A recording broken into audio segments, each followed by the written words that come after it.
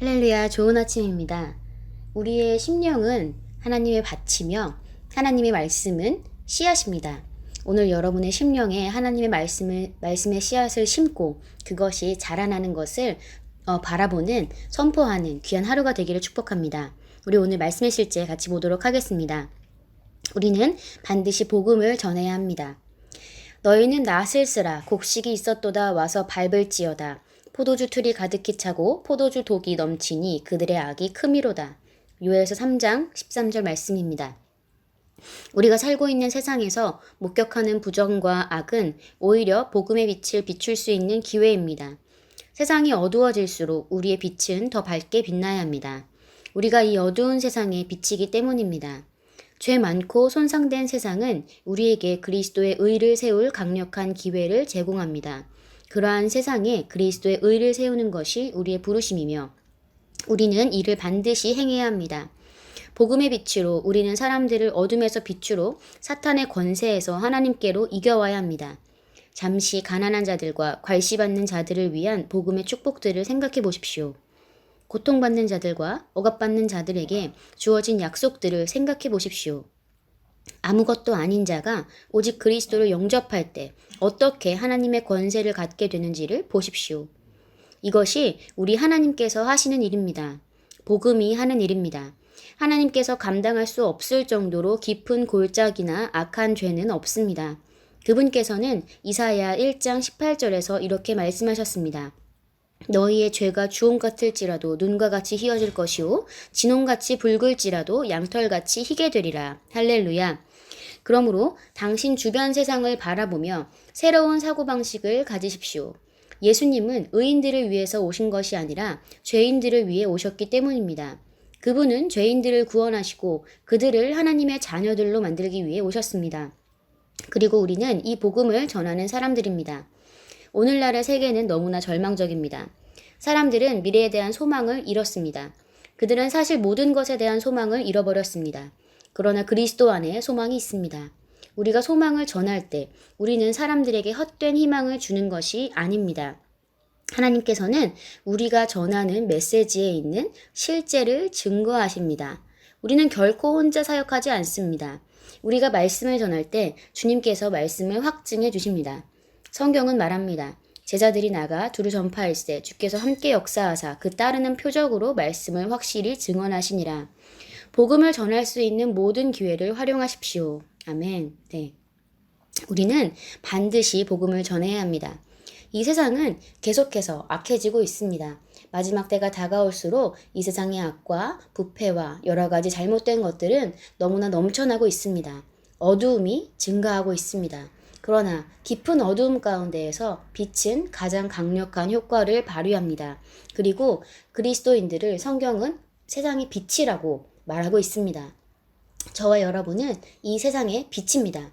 예수님께서 세상의 빛으로 이 땅에 오셨고 이제는 예수를 믿은 하나님의 자녀들이 그리스도인들이 그 빛이 되어서 세상 가운데로 나아가게 된 것입니다.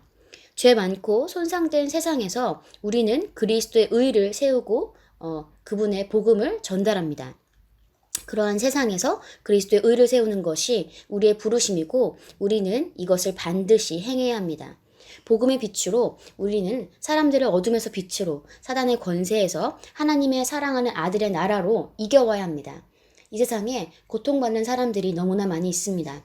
그리고 그들의 고통에 대한 해답은 바로 예수 그리스도의 복음입니다. 주님께서 모든 것을 속량하셨고 계속하셨다는 것을 그들은 알아야 합니다. 그리고 그들이 그것을 알게 될 때 그들이 가지고 있는 모든 가난과 저주로부터 구속받게 될 것입니다. 누군가 그것을 전달해 주어야 하고 누군가 그것을 말해 주어야 합니다.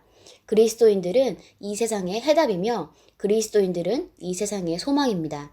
저와 여러분이 바로 세상을 위한 하나님의 해답입니다. 왜냐하면 우리가 그분의 복음을 가지고 있기 때문입니다. 이 어두운 세상에 내가 줄 것이 있다고 믿으십시오. 이 어두운 세상에 내가 전해줄 해답이 있다고 믿으시고 자신을 그렇게 바라보기 시작하십시오. 우리는 그들에게 줄 것이 있습니다. 우리는 그들의 삶의 문제에 대한 해답입니다. 우리는 복음을 전해야 합니다.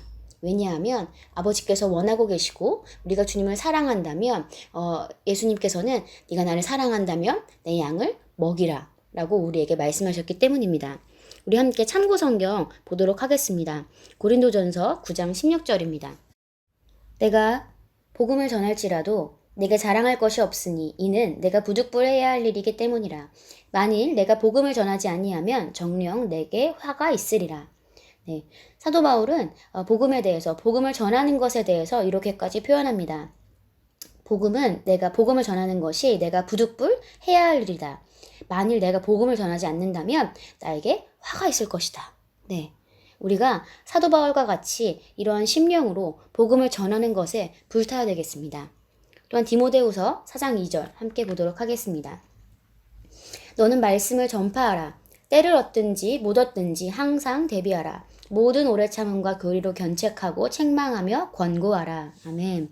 우리는 때를 얻든지 못 얻든지 항상 대비하여서 말씀을 전하는 자가 되어야 되겠습니다. 우리는 반드시 복음을 전해야 합니다. 그리고 이 복음을 전하는 것은 어려운 것이 아닙니다. 바로 여러분이 여러분의 삶에서 경험한 그 복음, 여러분이 여러분의 삶에서 경험한 그 예수님, 그것을 전달할 때 주님께서는 따르는 표적으로 우리와 함께 하신다고 말씀에서 약속하셨습니다. 여러분이 나아가서 하나님의 말씀을 전파하고 복음을 전달할 때 주 예수님께서는 따르는 표적으로 여러분과 함께 하실 것입니다. 오늘 여러분의 삶 가운데 여러분이 만나는 모든 사람들에게 복음을 전하기로 결단하십시오. 이 아침에 이 말씀을 듣고, 이 성경 말씀을 듣고 다시 한번 우리가 이 땅에 살아있는 목적과 비전을 더 명확히 하는 것입니다.